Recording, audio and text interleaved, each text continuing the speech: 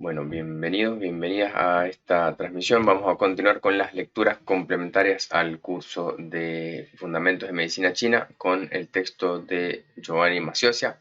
Estamos hablando acerca de los 5 elementos en la medicina china.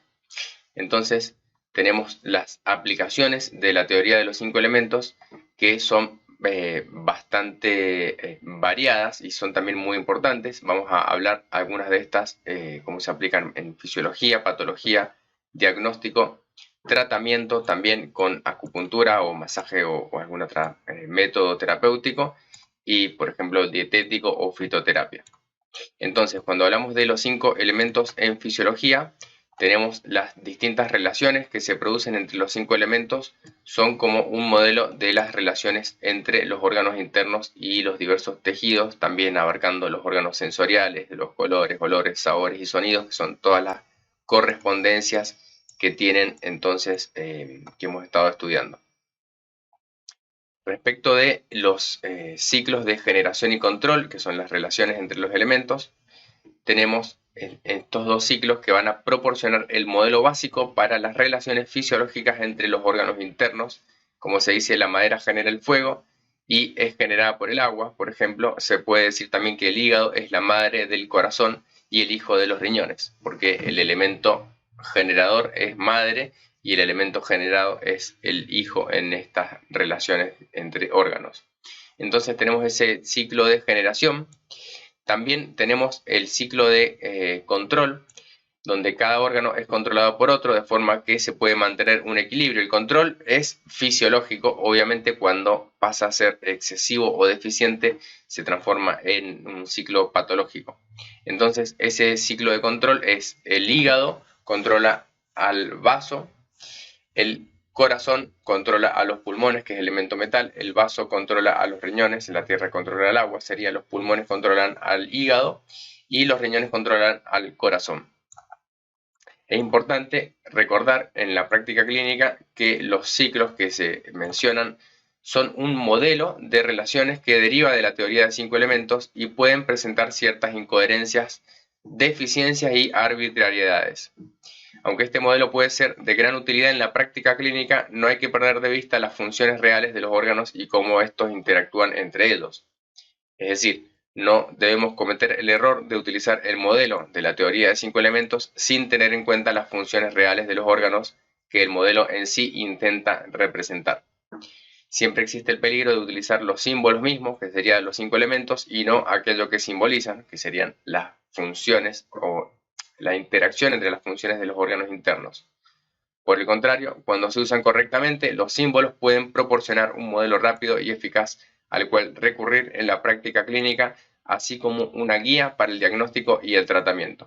Entonces, hay que entender entonces que es una representación que vamos a estar utilizando para entender el funcionamiento de los órganos y sus relaciones entre sí, pero no tenemos que dejar de lado cuál es la función real, por así decirlo, de cada uno de estos órganos.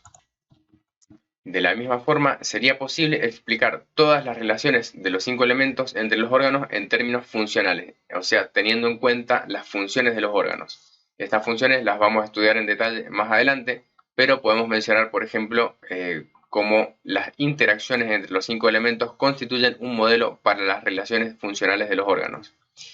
Entonces, también hay que entender que no todas las interacciones de los 5 elementos tienen la misma importancia como modelo de interacción entre un órgano y una función. Por ejemplo, la relación de generación entre los riñones y el hígado posee grandes implicaciones en la práctica clínica, mientras que la relación de generación entre el corazón y el vaso es de menor importancia. Es decir, en este sentido, por ejemplo, una deficiencia crónica de yin de riñón puede terminar derivando en una deficiencia de yin de hígado. Sería el elemento madre, que es el riñón, no provee suficiente yin al hígado, que sería el hijo. Eso se ve muy comúnmente en la práctica clínica. Pero, dice Maciocia, la relación entre corazón y vaso en el ciclo de generación no es tan importante. Hay que interpretar también que se van a relacionar a través de las sustancias que mueven. Por ejemplo, el corazón impulsa la sangre y el vaso la genera. Entonces, lo que nos está diciendo que no siempre una deficiencia de corazón, por ejemplo, va a estar generando una deficiencia en el vaso. El vaso más bien se nutre del yang de los riñones en la práctica clínica. De hecho, dice Maciocia, no hay que perder de vista la idea de que los ciclos de generación y de control son solo dos de los modelos relacionales posibles entre los 5 elementos. Además de estos dos, vemos un tercer ciclo, el ciclo cosmológico, cuyas relaciones son un tanto diferentes a aquellas del ciclo de generación. Por ejemplo, en el ciclo de generación, el corazón es la madre del vaso, pero esta relación no tiene grandes aplicaciones clínicas. En el ciclo cosmológico, por el contrario, el vaso es un órgano que apoya el corazón. Es decir, en el cosmológico el vaso como elemento tierra se sitúa en el centro. Esta relación es importante en la práctica clínica, puesto que, por ejemplo, el vaso genera la sangre que a su vez alberga la mente, el Shen. Entonces sería el vaso apoyando al corazón. Vamos a ver algunos ejemplos de estas relaciones en el ciclo de generación. Tenemos, el hígado es la madre del corazón. El hígado almacena la sangre y la sangre alberga la mente. Si la sangre del hígado es débil, el corazón se verá afectado. Una insuficiencia de sangre de hígado por lo general conduce a una insuficiencia de sangre del corazón. Y ambas afectarán tanto al sueño como a los sueños. Es decir, la capacidad de dormir y a la ensoñación o los sueños que tiene la persona mientras está durmiendo, que hacen también al estado del Shen. Entonces, la sangre, que es la sustancia común que el hígado almacena y el corazón mueve, puede estar en deficiencia, y entonces si hay una deficiencia de sangre en el hígado, esta también va a estar afectando al corazón. El corazón es la madre del vaso, sería como elemento fuego que genera la tierra. El chi del corazón impulsa la sangre ayudando hacia el vaso en su función de transporte. Se dice también que el vaso tiene la función de transporte y transformación y controla los vasos sanguíneos, entonces hay una función de ayuda por parte del corazón. El vaso es la madre de los pulmones, sería la tierra generando el metal.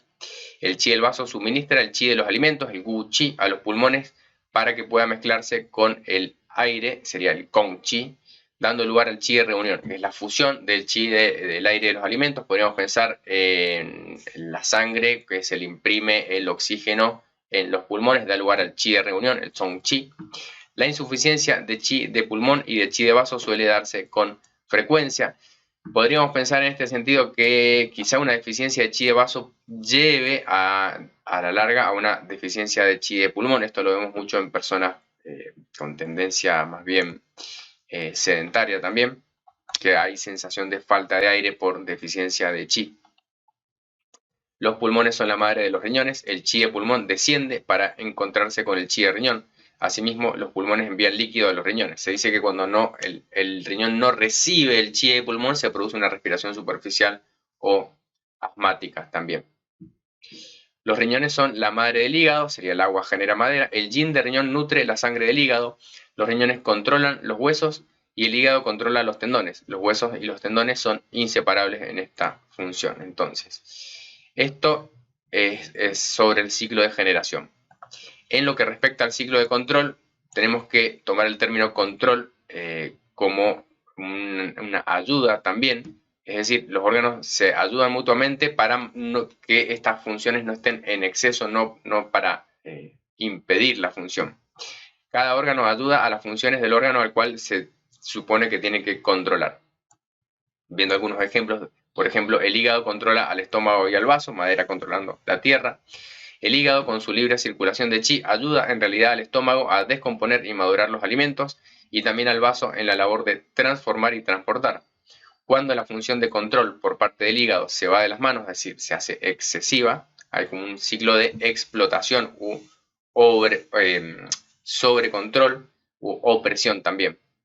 El hígado puede interferir y llegar a impedir que las funciones del estómago y del vaso se lleven a cabo. Entonces se interrumpe los procesos digestivos por un exceso de chi del hígado. El corazón controla los pulmones. El corazón y los pulmones están estrechamente relacionados, ya que se ubican en el chiao superior, calentador superior, el área del pecho. El corazón gobierna la sangre y los pulmones gobiernan el chi.